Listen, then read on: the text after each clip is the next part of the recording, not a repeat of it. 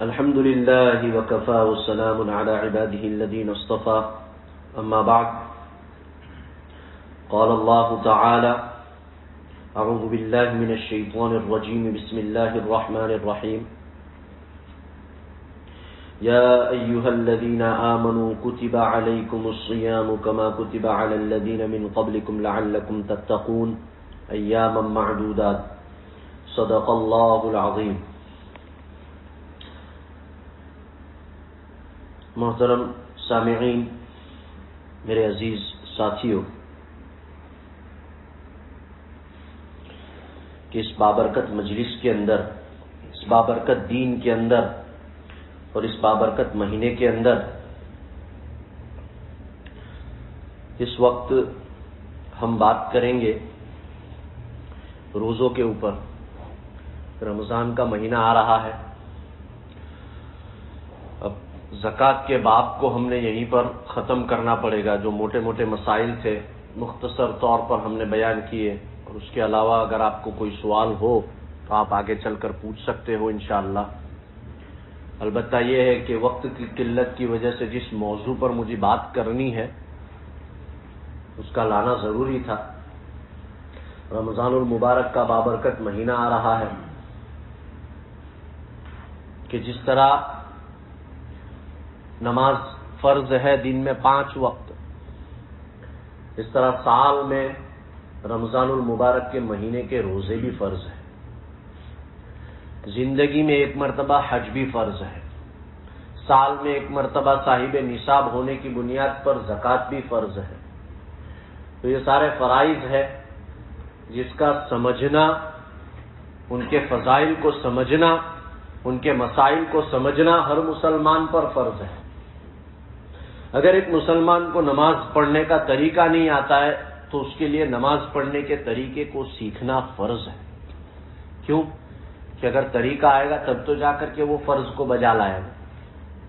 اسی طرح روزے کے مسائل کو سیکھنا سمجھنا فرض ہے کہ تب جا کر کے انسان مکمل طور پر روزہ رکھے گا، بلا کسی مبالغہ کے اور بلا کسی نقص کے وہ روزہ رکھے گا.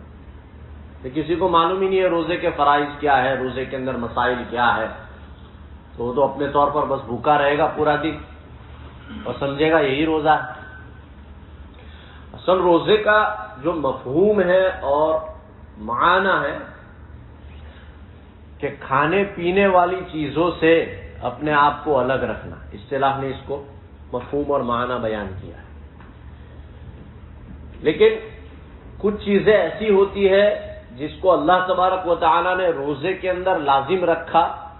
مثلا اب میں آپ کو کہوں کہ آپ کی آنکھ نے بھی روزہ رکھنا ہے تو آپ کہو گے کہ مولوی صاحب روزہ تو بھوکے رہنے کا نام ہے، یہ آنکھ کا روزہ کیا کہتے ہو آپ؟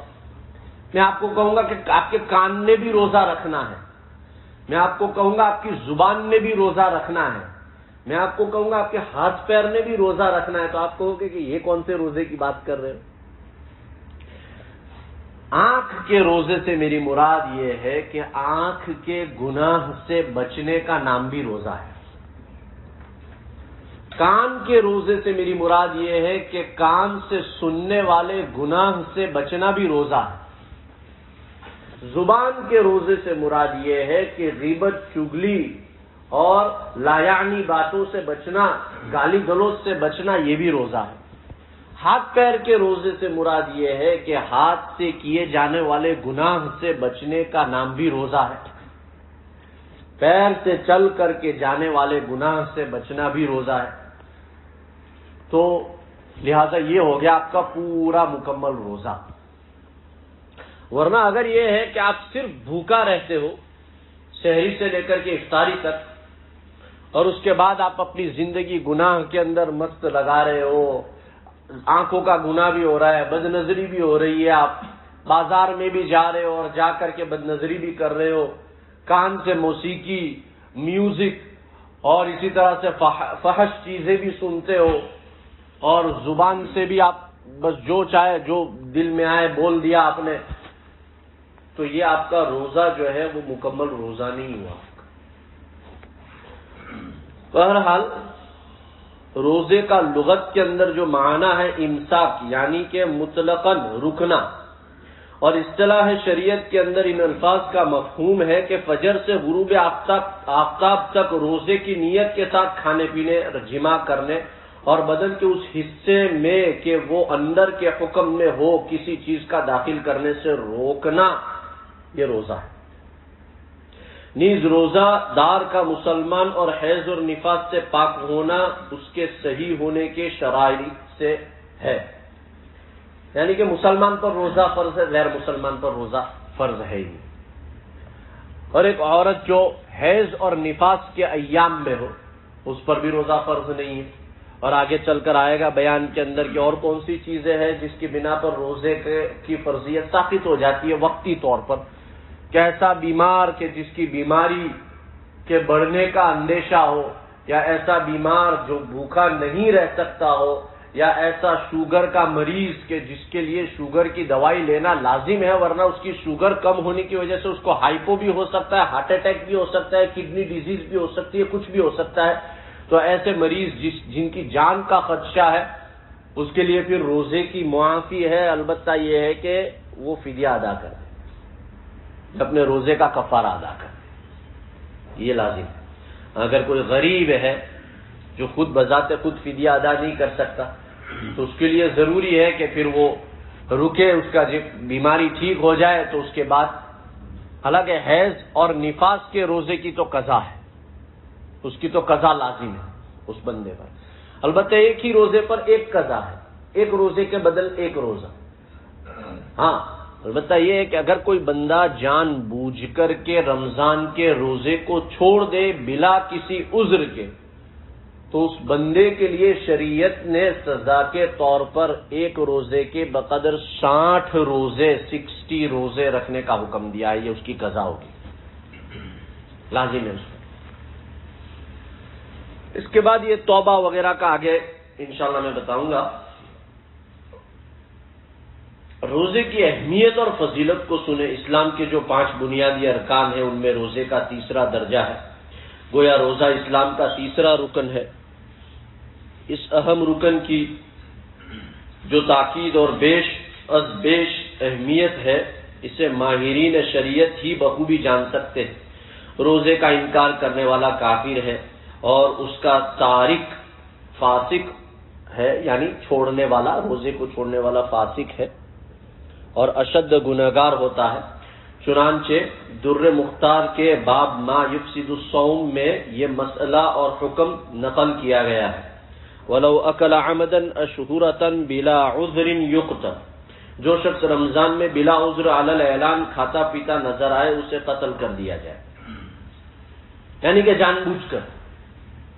اگر تو وہ مجنون اور پاگل ہے، ویسے تو الحمدللہ ایسا ہوتا نہیں ہے کہ کوئی جان بوجھ کر کسی کو آپ دیکھو کہ وہ کھا رہا ہے بلا عذر، مجنون پاگل قسم کے کچھ لوگ گھومتے پھرتے ہیں راستے پر، جن کو بیچاروں کو اتنا شعور نہیں ہوتا ہے، ان پر تو ویسے بھی روزہ فرض نہیں ہے کیونکہ ان کو عقل ہی نہیں ہے۔ تو اس کے علاوہ اگر کوئی شخص در مختار کے اندر یا احناف کے یہاں اس مسئلے کو، بلکہ امام شافعی نے نماز چھوڑنے والے کے اوپر یہ حکم دیا ہے کہ اس کو قتل کیا جائے، جان بوجھ کر نماز کے چھوڑنے والے کو قتل کیا جائے۔ بہت سخت وعید ہے یہ، حدیث کی روشنی کے اندر اور قرآن کی آیت کی روشنی کے اندر انہوں نے یہ مسائل کا استعمال کیا اور فرمایا جو جان بوجھ کر نماز چھوڑے اس کا قتل لازم ہے۔ امام ابو حنیفہ کہتے ہیں کہ نہیں، قتل نہیں کرو، جو جان بوجھ کر نماز چھوڑے اس کو قید کر دو، اس کو قاضی یہ حکم لگائے کہ اسے قید کیا جائے جب تک کہ وہ توبہ نہ کر لے اور جب تک کہ وہ نماز کا پابند نہ بن جائے، اس کو جیل میں قید رکھو۔ اسی طرح در مختار کے اندر صاحب در مختار نے یہ مسئلہ بیان کیا کہ جو شخص جان بوجھ کر روزہ نہ رکھے اور نہ رکھنے کے بعد باہر نکل کر لوگوں کے سامنے کھائے اور علل اعلان یہ ظاہر کرے کہ جہاں میں روزہ نہیں رکھتا، یہی ہوا نا، اگر باہر جان بوجھ کر کھا پی رہا ہے تو اس پر قتل واجب ہے۔ لیکن صاحب شریعت، یہ اسلامک ممالک کی بات کر رہا ہوں، یہاں پر آپ کسی کو قتل کرنے نہیں جانا بھائی، نہ کہو کہ یہ نہ کہو کہ مولوی صاحب نے بیان کیا ہے جمعہ کے اندر اب تو اس کا قتل، یہ نہ ہو۔ روزے کے فوائد کیا ہے؟ کسی بھی عبادت اور کسی بھی عمل کا سب سے بڑا فائدہ یہی ہوتا ہے کہ اللہ رب العزت کی خوشنودی حاصل ہو جائے، یہ روزے کا فائدہ ہے۔ اور پروردگار کی رحمت کاملہ اس عمل اور عبادت کرنے والے کو دین اور دنیا دونوں جگہ اپنی آغوش میں چھپا لے۔ ظاہر ہے کہ اس اعتبار سے روزے کا فائدہ بھی بڑا ہی عظیم الشان ہوگا، مگر اس کے علاوہ روزے کے کچھ اور بھی روحانی اور دینی فوائد ہیں جو اپنی اہمیت اور عظمت کے اعتبار سے قابل ذکر ہیں۔ سب سے پہلا فائدہ یہ ہے کہ روزے کی وجہ سے خاطر جمعی اور قلبی سکون حاصل ہوتا ہے، نفس امارہ کی تیزی اور تندی جاتی رہتی ہے۔ اعضاء جسمانی اور بطور خاص وہ اعضاء جن کی نیکی اور بدی سے براہ راست تعلق ہوتا ہے، جیسے ہاتھ، آنکھ، زبان، کان اور سطر وغیرہ سست ہو جاتے ہیں، جس کی وجہ سے گناہ کی خواہش کم ہو جاتی ہے اور معصیت کی طرف رجحان ہلکا پڑ جاتا ہے۔ چنانچہ اسی لیے کہا جاتا ہے کہ جب نفس بھوکا ہوتا ہے تو تمام اعضاء سیر ہوتے ہیں، یعنی انہیں اپنے کام کی رغبت نہیں ہوتی، اور جب نفس سیر ہوتا ہے تو تمام اعضاء بھوکے ہوتے ہیں، انہیں اپنے کام کی طرف رغبت ہوتی ہے۔ اس قول کو وضاحت کے ساتھ یوں سمجھ لیجئے کہ جسم کے جتنے اعضاء ہیں قدرت نے انہیں اپنے مخصوص کاموں کے لیے پیدا کیا۔ مثلا آنکھ کی تخلیق دیکھنے کے لیے ہوئی ہے، گویا آنکھ کا کام دیکھنا ہے، لہذا بھوک کی حالت میں کسی بھی چیز کو دیکھنے کی طرف راغبی نہیں ہوتی۔ مثلا انسان کو بھوک ہے، اب اس کا نفس مرا ہوا ہے، اس کو نفس کو ایک سزا ملی ہوئی ہے۔ اب بھوکا بندہ جو ہے وہ دیکھے گا تو اس کو ہر جگہ پانی اور کھانا نظر آئے گا۔ اس طرح ایک بھوکے سے آپ پوچھو دو کتنے، وہ کہے گا 4 روٹیاں، تو اس کو پھر باقی چیزوں میں وہ رغبت نہیں رہتی ہے۔ مصنف علیہ الرحمہ اس بات کو سمجھا رہے کہ آپ جب بھوکے ہوتے ہو تو آپ کے باقی اعضاء کو بھی تکلیف پہنچتی ہے، اور اس تکلیف کی بنا پر وہ جو ہے گناہ کی طرف سست پڑ جاتے ہیں وہ اعضاء، تو پھر گناہ کی طرف رجحان نہیں رہتا۔ آنکھ کو اپنا کام بڑی رغبت کے ساتھ کرتی ہے اور وہ ہر جائز ناجائز چیز کو دیکھنے کی خواہش کرتی ہے، اسی پر بقیہ اعضاء کو بھی قیاس کیا جا سکتا ہے۔ ماہ رمضان کے اندر شیطان کو قید کر دیا جاتا ہے۔ یہاں پر عام طور پر علماء اس کی تشریح کرتے ہیں، کیونکہ ایک سوال پیدا ہوتا ہے کہ اگر رمضان میں شیطان کو قید کر دیا جائے تو پھر انسان گناہ کیوں کرتا ہے رمضان کے اندر؟ رمضان کے اندر بھی گناہ ہوتے ہیں۔ تو اس کی مثال، ایک بہت مشہور مثال علماء دیتے ہیں کہ آپ جب سائیکل چلاتے ہو تو اس کے جب پیدل کچھ دیر تک آپ پیدل مارتے ہو، اس کے بعد اس کو چھوڑ دیتے ہو تو سائیکل کچھ دیر تک چلتی رہتی ہے۔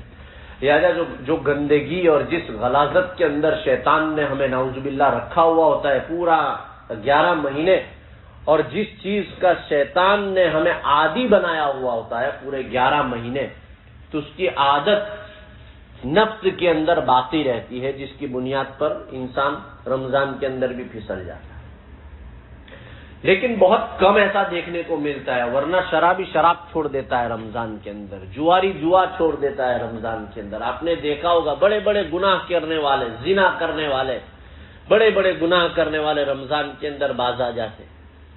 کہ رمضان کے اندر اللہ ایک خاص قسم کا خوف اپنے مومن بندے کے اندر طاری کر دیتا ہے، جس کے بنا پر وہ رمضان میں چاہے بے نمازی ہو، رمضان کے اندر اس نے بھی نماز پڑھنی ہے۔ وہ ایک غیرت اس کی گوارا نہیں کرتی ہے کہ رمضان کا اتنا بابرکت مہینہ ہے یار، سب نماز پڑھ رہے، سب اپنے اپنے لیے روزے ثواب اینٹ رہے، ثواب حاصل کر رہے، لوٹ رہے اللہ سے، میں کیوں محروم رہوں؟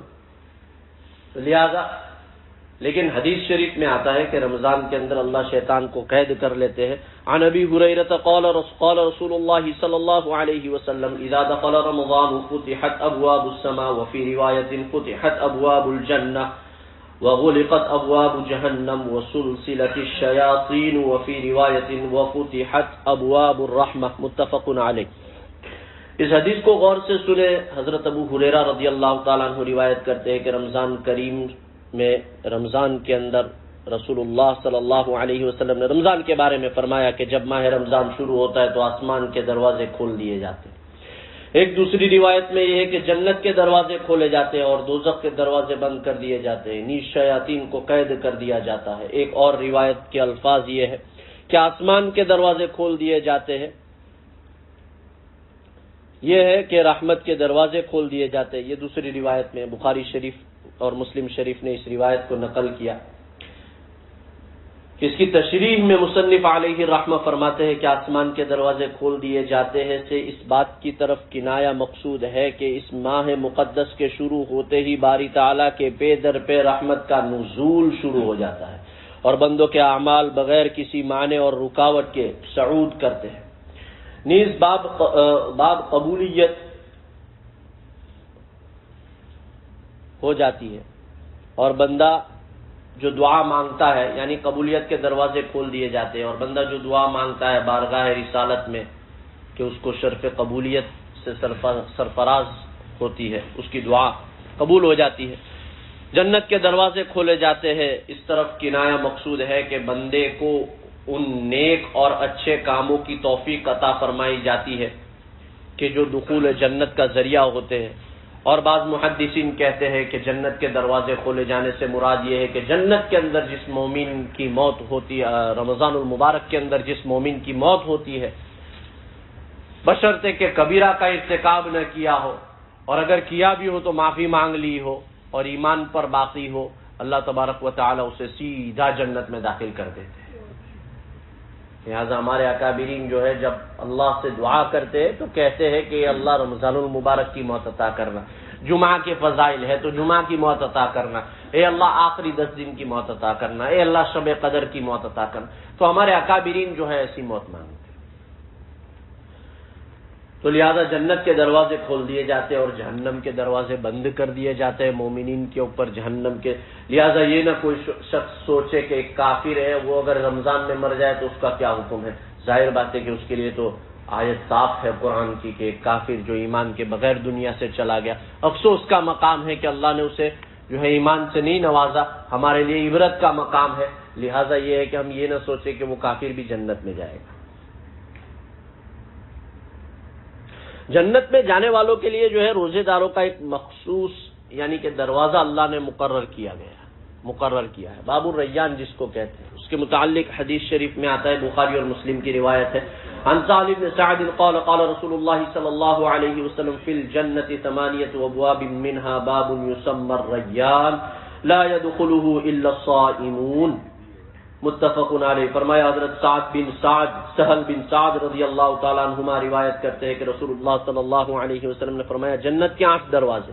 کتنے دروازے بھائی؟ جنت کے 8 دروازے ہیں. اور یہ مقام اللہ نے اپنے حبیب صلی اللہ علیہ وسلم کے خاص صحابی حضرت ابو بکر صدیق رضی اللہ تعالیٰ عنہ کے متعلق تو فرمایا جب وہ جنت کے قریب جائیں گے نا 8 دروازے اللہ کھول دیں گے جنت کے، اور جنت کے 8 دروازوں سے داروغہ کہیں گے کہ حضرت یہاں سے تشریف لائے، حضرت یہاں سے تشریف لائے، حضرت یہاں سے تشریف لائے.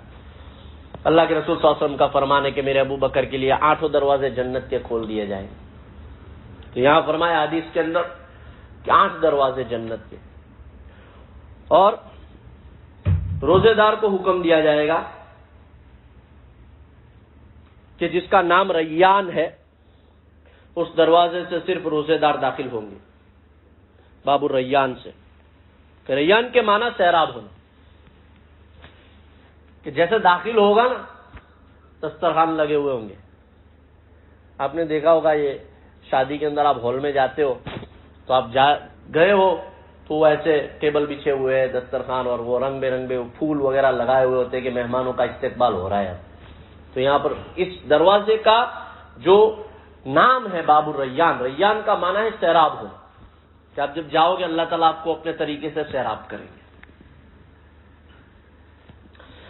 ماہ رمضان کی فضیلت حضرت ابو ہریرہ رضی اللہ تعالیٰ عنہ روایت کرتے ہیں کہ رسول کریم صلی اللہ علیہ وسلم نے فرمایا کہ جس شخص نے ایمان کے ساتھ یعنی شریعت کو سچ جانتے ہوئے اور فرضیت رمضان کا اعتقاد رکھتے ہوئے طلب ثواب کی خاطر یعنی کسی خوف یا ریا کے طور پر نہیں بلکہ خالصتاً للہ رمضان کو روزہ رکھا تو اس کے وہ گناہ بخش دیے جائیں گے جو اس نے پہلے کیے تھے. نیز جو شخص ایمان کے ساتھ اور طلب ثواب کی خاطر رمضان میں کھڑا ہوا تو اس نے وہ گناہ بخشوا دیے اللہ سے کہ جو اس نے پہلے کیے تھے. اسی طرح جو شخص شب قدر میں ایمان کے ساتھ یعنی شب قدر کی حقیقت کا ایمان اور اعتقاد رکھتے ہوئے اور طلب ثواب کی خاطر کھڑا ہوا سے مراد نماز میں، اس کے وہ گناہ بخش دیے جائیں گے جو اس نے پہلے کیے تھے۔ اس حدیث کو بھی امام بخاری نے اور امام مسلم نے نقل کیا۔ آپ کو یہ وضاحت کر دوں کہ آج جو ہے رمضان کے متعلق بات کرنا، کیونکہ اب ایک ہفتہ آگے اور آتا ہے، یا 2 جمعہ آئیں گے غالباً۔ بیان بڑا ہے، میں سوچ رہا تھا شروع کروں۔ اللہ کے رسول صلی اللہ علیہ وسلم نے ایک دعا سکھائی، جو دعا میں نے کچھ ہفتے پہلے بھی میں نے بتائی تھی جمعہ کے بیان میں۔ اللہم بارک لنا فی رجب و شعبان وبلغنا رمضان۔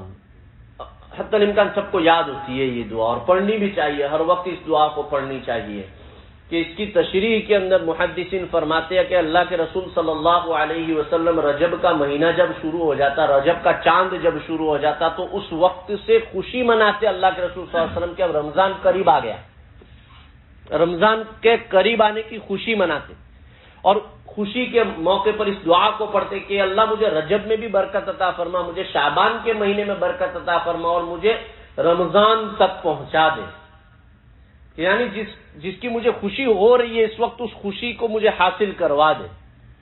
اور اللہ کے رسول صلی اللہ علیہ وسلم اپنی عبادت کو، اپنے اذکار کو، اپنی نمازوں کو اور زیادہ بڑھا دیتے تھے رجب اور شعبان کے مہینے میں، تاکہ رمضان کا پریپریشن ہو جائے، مینٹلی طور پر آپ رمضان کے لیے پریپیئر ہو جاؤ۔